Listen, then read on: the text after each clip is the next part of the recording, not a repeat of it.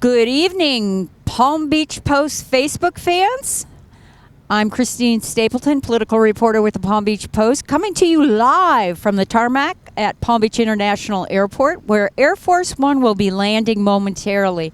I'm here with political editor Antonio Fins, and we're going to give you a blow-by-blow of Air Force One landing.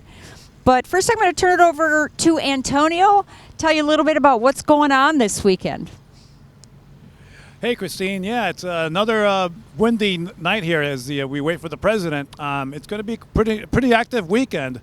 The president will be here, and tomorrow the vice president will be in Fort Lauderdale as we see Air Force One has just touched down and is flying right by us.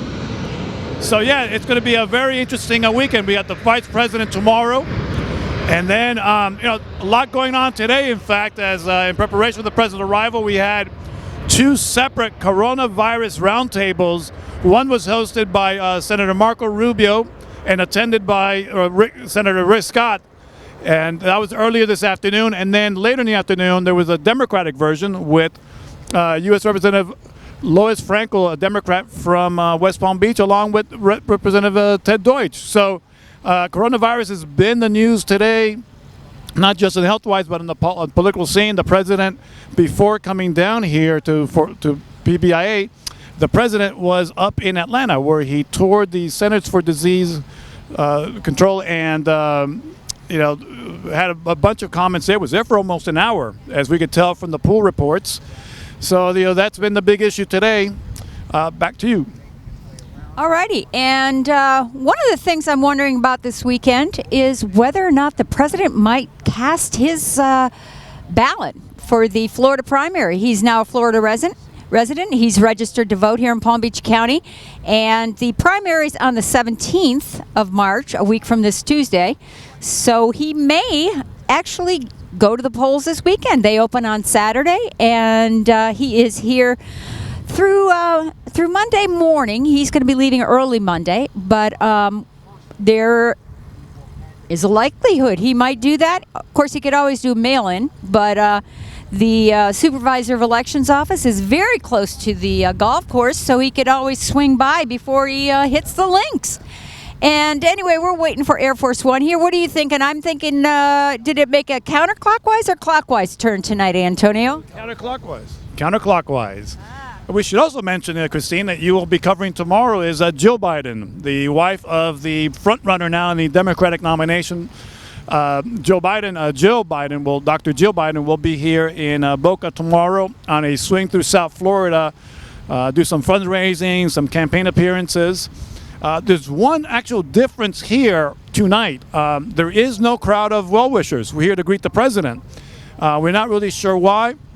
Some speculation that perhaps because of the coronavirus issue, or others were speculating that because the arrival time for the president did shift a few times today. Generally speaking, they tell you he's going to arrive at a certain time, and then he's within plus or minus the hour on that. But today there were a number of time changes, so the feeling was that perhaps since people really weren't clear what time he would be here, they opted not to be here. But it is kind of a weird sensation, weird arrival, not having a crowd of Trump supporters cheering the president on, and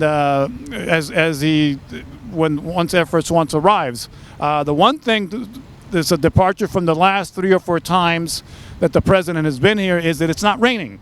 It is kind of windy, a little bit on the cool side, but at least it is not raining. That's right, and we've been out here for about a little over 2 hours. And at about 5:30, a plane that we believe is one of the private Trump planes landed here at on the tarmac where Air Force One will be stationed. And shortly after that plane arrived, 2 black SUVs drove past, and we did see there was a blonde woman with a young child, and we think that may have been Ivanka and one of the children who came in earlier than the president.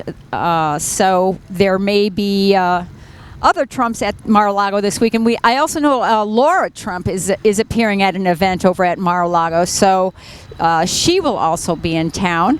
And the president has a fundraiser tonight. He's going to basically skedaddle out of here and head over to Mar-a-Lago. He's doing a roundtable and then a fundraiser after that. We are also hearing he has another fundraiser on Sunday evening. We're expecting there to be more of these through the rest of Mar-a-Lago season, which ends at the end of April. And we have quite a few of those. Oh, we've got Air Force One coming in now. Here, Antonio, what do you got? No, I mentioned earlier that the vice president will be here tomorrow, so talk a little bit about that. He's going to be in Fort Lauderdale at the cruise port.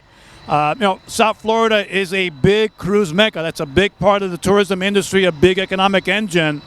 And because of the coronavirus, there have been a number of fears about, the impact, the financial impact, and if people are either dissuaded or discouraged from going on cruises or decide that it's too big a risk. So that is something that is of great concern. So that will be the topic tomorrow at the vice president's meetings down at the Port Everglades in Fort Lauderdale. We are now waiting. Did we get from the pool reports who might be on the plane with them in terms of anybody, the First Lady or anybody? I didn't recall seeing anything like that. Usually the White House traveling pool will send out reports and they'll tell us who is on the plane with the president, but we didn't get that kind of an advisory today. So we'll just have to pull out our binoculars and keep a close eye out. The other thing we haven't seen so far pull up is the president's motorcade, which usually they pull up close to where the plane is going to park after it arrives, but haven't seen that yet. That's right. This is the president's 31st visit to Mar-a-Lago since he was sworn in January of 2017. He has spent, this will be his 132nd day that he's been at Mar-a-Lago, more than any of his other properties. And we don't know if the family is with him. Often Melania and their son Barron are here, but we're not sure what's going on and who else will be here. It's a little unusual. The president is also staying for part of Monday. He normally leaves for these little visits on a Sunday evening, but he's leaving early Monday afternoon.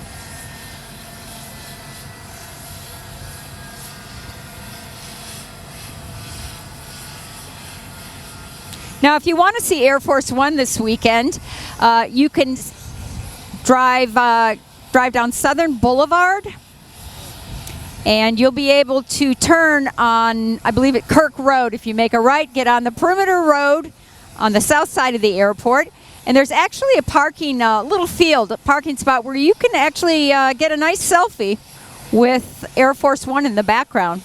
And if you haven't done it, it is a pretty magnificent plane. We're looking, Antonio's looking in the windows now. We can see people walking around. We don't know who it is. The back staircase is out, so the back staircase is down, and that's usually where the press and other members of the staff are coming out to see if Antonio can recognize anyone. I also see that the lights are on in the very front of the plane, which is the president's private quarters. I don't believe I've seen those on before. We have quite a few people coming off tonight.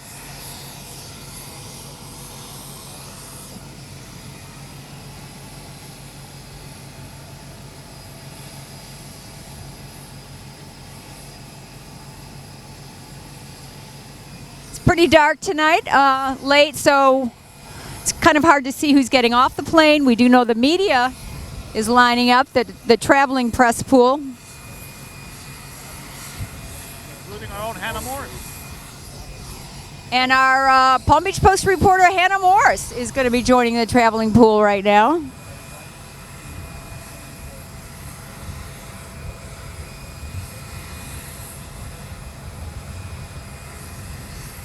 Trying to see here who the staff is that is traveling with the president. The motorcade is lining up.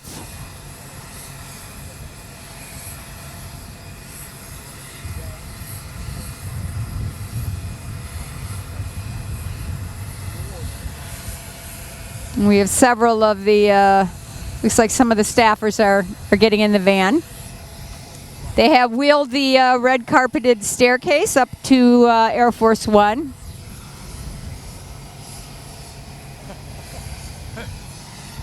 I just got a photo text from me. You know, when the president arrives, there is usually a contingent of both supporters of the president and his opponents that line Southern Boulevard.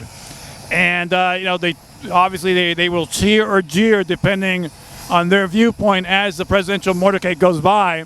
One of our reporters, Wendy Rhodes, is manning the parade route or the motorcade route on Southern Boulevard, and she happens to be right now where some of the anti-Trump protesters are, and sent us somebody who's got a sign that says "Virus Removal 11/3/2020." You do see a lot of clever stuff, both pro and con, on Southern Boulevard. So, if, you know, Christine was talking about getting selfies with Air Force One. One of the things that's kind of always an interesting atmosphere is to be along Southern Boulevard when the president arrives, just simply to see the different signs that people come up with. Yeah, they're often pretty clever. And I'm sure there is a contingent of loyal supporters, super fans that are always on the motorcade route near the bridge that goes over to Mar-a-Lago. I'm sure they're out there now. Give them a shout out. Perhaps the Trump train, which is a large vehicle that drives around the area for Trump events. It's got all kinds of Trump pictures, and there's also a live video on the side. Oh, we're waiting now to see who's going to come out.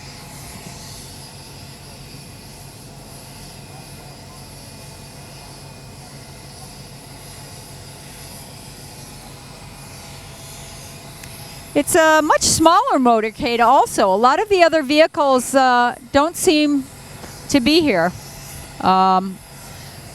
It's a little hard to tell because it's so dark, but normally we have a whole bunch of other vehicles that travel with the president. I'm only seeing the 3 big black SUVs right now. And we're still waiting for the president.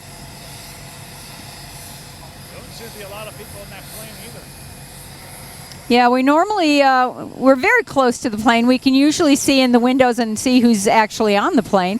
We're not really seeing many people at all. I think most of the people have exited the rear of the plane who use that exit. And now we're just waiting for the president himself. Yeah, you have basically the usual contingent of media and usually 1 or 2 White House staffers, you know, particularly from the press office, and that's a generally group. But there don't seem to be any administration, even staff. Don't seem to be a lot of them either.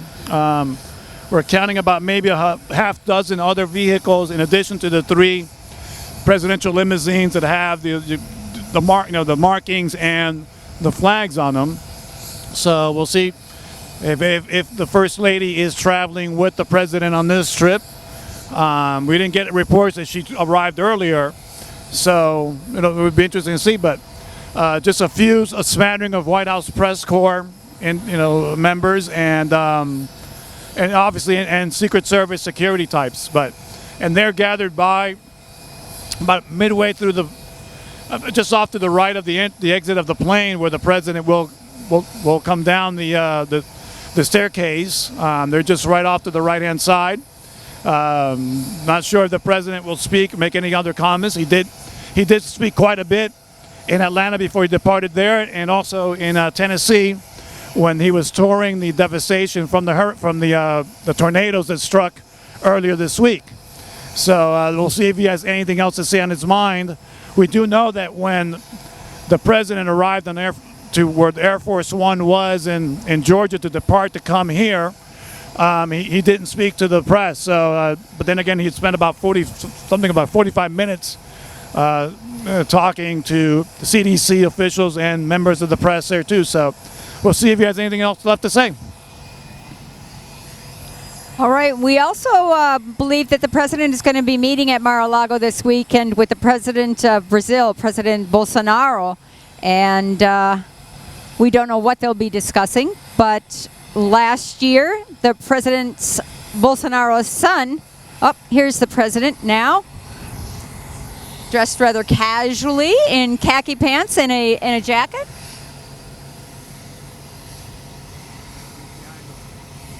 And of course, a red MAGA hat.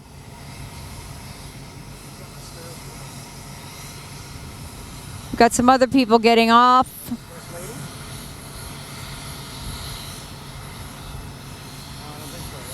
Now we don't know who they are, but they are coming down the red staircase after the president.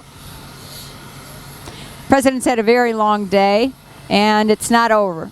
He is heading to Mar-a-Lago to speak with a group of a round table with donors, and then there will be a fundraiser after that tonight. He's speaking at that fundraiser, I think, at approximately 8:45. He's got another fundraiser on Sunday night. I don't know what is going on tomorrow night, but looks like we'll have beautiful weather for golf this weekend, so we're expecting the president will probably go over to his golf course and then perhaps vote. He's now a resident of Florida and registered voter, and probably won't be here for the primary on St. Patrick's Day, so he may vote this weekend. Early voting starts on Saturday. All right, the motorcade is now taking off. And check back on our website all weekend, pbpost.com. We're going to be updating it with what's going on this weekend. The vice president is coming. Jill Biden is coming. And then we have our reporters who are going to be embedded with the president's press pool this weekend. So stick with us, and we appreciate your watching. Thanks so much. Have a good night.